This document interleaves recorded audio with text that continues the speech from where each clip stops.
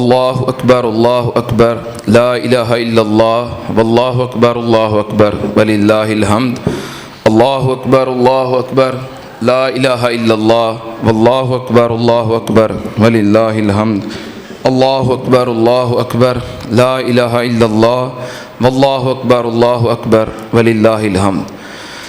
الحمد للہ نحمدہ ونستعینہ ونستغفرہ ونعوذ باللہ من شرور انفسنا ومن سیئات اعمالنا من یہدہ اللہ فلا مضل لہ ومن یضلل فلا ہادی لہ واشہد ان لا الہ الا اللہ وحدہ لا شریک لہ واشہد ان محمدا عبدہ ورسولہ۔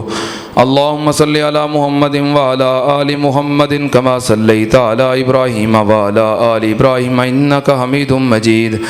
اللہم بارک علی محمد وعلی آل محمد کما بارکت علی ابراہیم وعلی آل ابراہیم انک حمید مجید۔ اما بعد یا ایہا الناس ان احسن الکلام کلام اللہ واحسن الہدی ہدی محمد صلی اللہ علیہ وسلم وشر الامور محدثاتها وكل محدثة بدعة وكل بدعة ضلالة وكل ضلالة في النار۔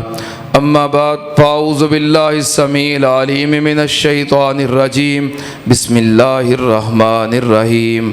لن ینال اللہ لحومها ولا دماؤها ولكن ینالہ التقوی منکم۔ صدق اللہ العظیم۔ ہر قسم کی حمد و ثنا اس اللہ مالک الملک کے لیے کہ جس کی مرضی سے یہ دنیا معرض وجود میں آئی اور جس کی مہربانیوں سے یہ دنیا قائم ہے اور جس کے حکم سے یہ دنیا اپنے انجام کو پہنچے گی۔ اس کے بعد ان گنت لا تعداد بے حساب اور بے شمار درود و سلام ہوں اس ہستی اقدس و مقدس پر کہ جن کا نام نامی اسم گرامی حضرت محمد الرسول اللہ صلی اللہ علیہ وآلہ آلہ وصحابہ وبارک وسلم ہے۔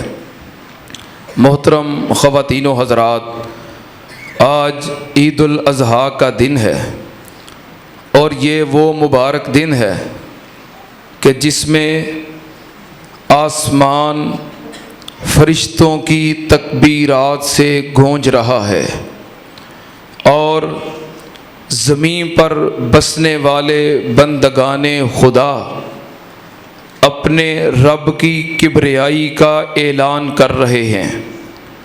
مشرق سے لے کر مغرب تلک مسلمانوں کے ہر گھر، ہر گلی، ہر بستی اور ہر شہر سے ایک ہی صدا بلند ہو رہی ہے، اللہ اکبر لا الہ الا اللہ واللہ اکبر وللہ الحمد۔ عید الاضحیٰ کا دن صرف گوشت کھانے اور بانٹنے کا دن نہیں بلکہ یہ وہ عظیم یادگار ہے کہ جو ہمیں اس عظیم داستان کی یاد دلاتی ہے جس میں ایک بوڑھے باپ نے اپنے اکلوتے بیٹے کو اللہ کی راہ میں قربان کرنے کے لیے زمین پر لٹا دیا تھا۔ یہ اس تسلیم و رضا کی یادگار ہے کہ جس کی مثال تاریخ انسانی آج تک پیش کرنے سے قاصر ہے۔ یہ اس وفا کی تذکیر ہے جو باپ اور بیٹے نے اللہ کے حضور پیش کی تھی۔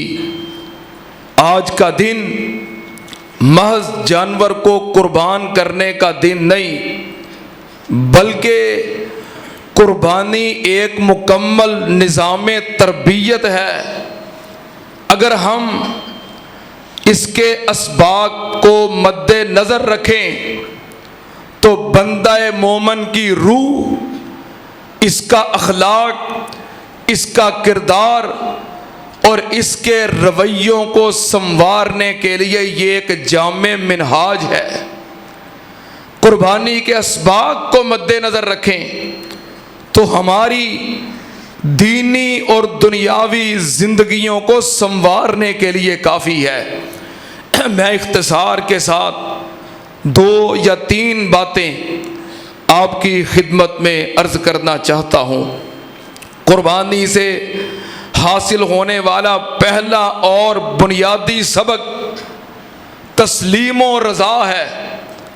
اللہ کے حکم کے سامنے سر تسلیم خم کر دینا، اور یہی بندگی کا عظیم الشان مظہر ہے کہ جہاں رب کا حکم آ جائے، اللہ کے حکم کے سامنے اپنی عقل، اپنی سوچ، اپنی خواہش، اپنی محبت، اپنی انا، اپنے رشتے، بلکہ ہر چیز کو اللہ کے حکم کے سامنے قربان کر دینا۔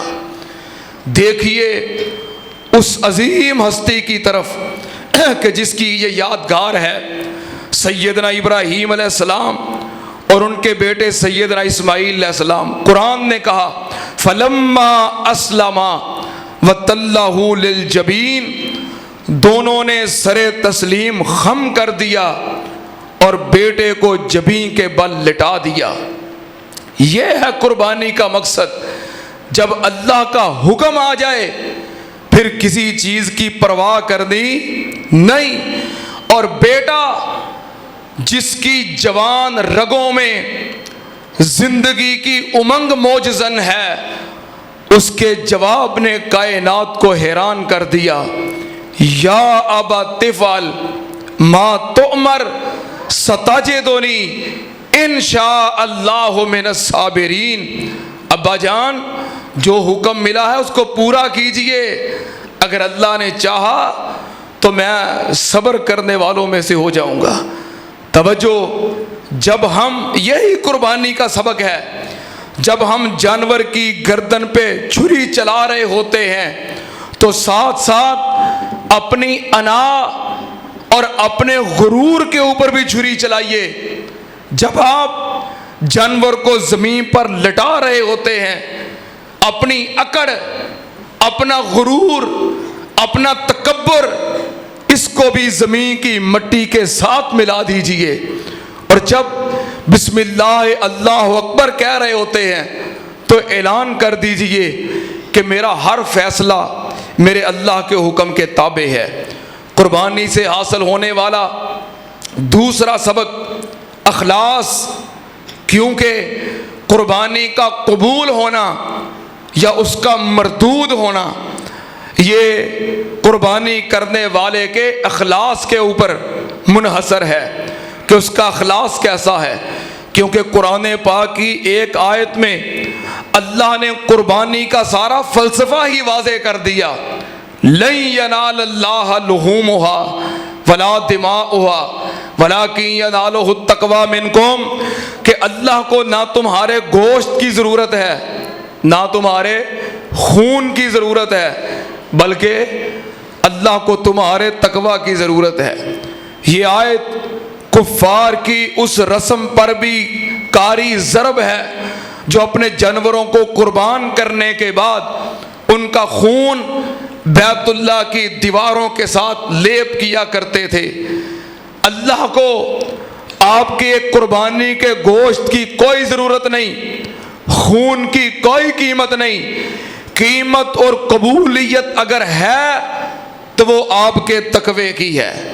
اور رسول اللہ صلی اللہ علیہ وآلہ وسلم نے فرمایا انما الاعمال بالنیات، انسان کے تمام اعمال کا دار و مدار اس کی نیت پر ہے، اس کے تقوی پر ہے، اس کے خلوص پر ہے۔ آپ کا جانور بڑا ہے یا چھوٹا ہے اس پہ کوئی فیصلہ نہیں، آپ کا جانور 1 ہے یا 10 ہے اس کی اللہ کو کوئی ضرورت نہیں۔ آپ کی نیت کیا ہے، آپ کا خلوص کیا ہے، آپ کا تقوی کتنا ہے۔ آپ جب جانور کو خرید رہے ہیں یا قربان کر رہے ہیں تو آپ کا ارادہ کیا ہے، اللہ کو اس چیز کی ضرورت ہے۔ ہم جانے انجانے میں اپنی نیت کو خراب کر لیتے ہیں۔ چند دن پہلے ایک آدمی کہہ رہا تھا کہ میرے پاس قربانی کرنے کی استطاعت نہیں، مزدور ہوں، میں قربانی نہیں کر سکتا۔ 2-3 دن پہلے کہہ رہا تھا کہ میں نے 30-35 ہزار کا بندوبست کیا ہے اور کسی بڑے جانور میں میرا حصہ رکھوا دیجئے۔ میں نے کہا کیوں، کیسے انتظام کر لیا؟ اب اس نے جانے انجانے میں پتہ کیا کہا، حافظ صاحب میں نے کہا کسی قربانی کے بڑے جانور میں حصہ رکھ لیتے ہیں، کیوں؟ عید والے دن گوشت کھان جوگے تھے ہوں گے نا۔ نیت دیکھ لی آپ نے، یہ جانے انجانے میں ہے، ارادہ نہیں۔ قربانی میں حصہ کیوں رکھ رہا ہے؟ نیت کیا ہے؟ گوشت کھان جوگے تھے ہو جاؤں گے۔ کچھ لوگ قربانی خریدتے ہیں، ذہن کیا ہے، نیت کیا ہے؟ شروع تو کر دے رہے ہیں جے ہن نہ کیتی تو لوکی کی کہن گے۔ یہ جانے انجانے میں نیت ہو گئی۔ میرے پاس اتنی بڑی کوٹھی اور اتنی بڑی گاڑی ہے، اگر قربانی نہ کی تو محلے والے کیا کہیں گے کہ اتنا اللہ نے پیسہ دیا، اس نے قربانی نہیں کی۔ قربانی کس لیے کر رہا ہے؟ محلے والوں کو دکھانے کے لیے۔ جتنے کا میں نے بکرا خریدا ہے اتنے کا تو بچہ بھی مل رہا تھا، 7 قربانیاں ہو جانی تھی، پھر بکرا کیوں خریدا؟ 1 قربانی ہوگی۔ جے عید تے بھی وڈا ہی کھانا ہے تو پھر فائدہ ہے۔ یہ کس لیے بکرا خرید رہا ہے؟ چھوٹا کھانے کے لیے۔ یہ جانے انجانے میں ہماری نیتیں کہیں ہمارے اعمال کو برباد نہ کر دیں۔ حابیل اور قابیل نے قربانی کی، قابیل کی قربانی رد ہو گئی، حابیل کی قبول ہو گئی۔ حابیل نے کیا کہا؟ انما یتقبل اللہ من المتقین، اللہ تو تقوی والوں کی قربانی قبول کرتا ہے۔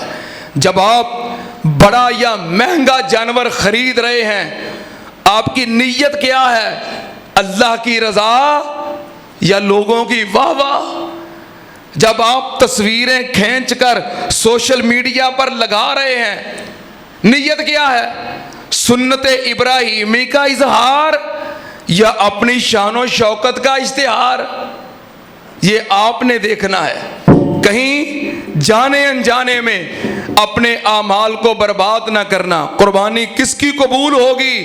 جو قربانی کرتا ہے اللہ کی رضا کے لیے، اللہ کو راضی کرنے کے لیے، اللہ کی خوشنودی کے لیے، اپنے گناہوں کو معاف کروانے کے لیے اور سنت ابراہیمی کو زندہ رکھنے کے لیے۔ تیسری مختصر بات یہ ہے، اگر آپ نے لاکھوں روپے کے جانور قربان کر دیے مگر اپنی انا کو قربان نہیں کیا تو پھر بھی قربانی کا کوئی فائدہ نہیں۔ آپ نے لاکھوں روپے کے جانور قربان کیے، کسی بہن یا بھائی کو گلے لگانے کے لیے اپنی انا کو قربان نہیں کیا۔ آپ والدین سے ناراض ہیں، بچوں سے ناراض ہیں، بھائیوں سے ناراض ہیں، بہنوں سے ناراض ہیں، دوستوں سے ناراض ہیں، رشتہ داروں سے ناراض ہیں، تو کس چیز کی قربانی کر رہے ہیں؟ قربانی کا درس اللہ کے حکم کے سامنے اپنا سب کچھ قربان کر دینا، یہ ہے قربانی کا پیغام۔ اللہ میرے سمیت ہم سب کو سمجھنے کی اور عمل کرنے کی توفیق عطا فرمائے۔ وآخر دعوانا ان الحمدللہ رب العالمین۔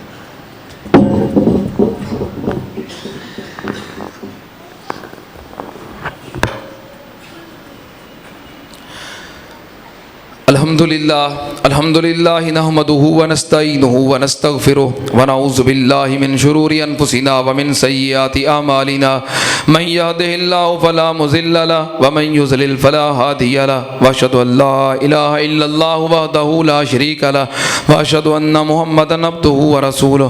اللہم صلی علی محمد وعلی آل محمد کما صلیت علی ابراہیم وعلی آل ابراہیم انک حمید مجید۔ اللہم بارک علی محمد وعلی آل محمد کما بارکت علی ابراہیم وعلی آل ابراہیم انک حمید مجید۔ اما بعد، یا ایھا الناس ان احسن الکلام کلام اللہ واحسن الہدی ہدی محمد صلی اللہ علیہ وآلہ وسلم، وشر الامور محدثاتها وکل محدثۃ بدعہ وکل بدعۃ ضلالہ وکل ضلالۃ فی النار۔ ان اللہ یأمر بالعدل والإحسان وإیتاء ذی القربى وینہی عن الفحشاء والمنکر والبغی یعظکم لعلکم تذکرون اذکروا اللہ یذکرکم وادعوہ یستجب لکم ولذکر اللہ تعالی اعلی واولی واعز واجل واتم واہم واعظم واکبر سبحان ربک رب العزۃ عما یصفون وسلام علی المرسلین والحمد للہ رب العالمین.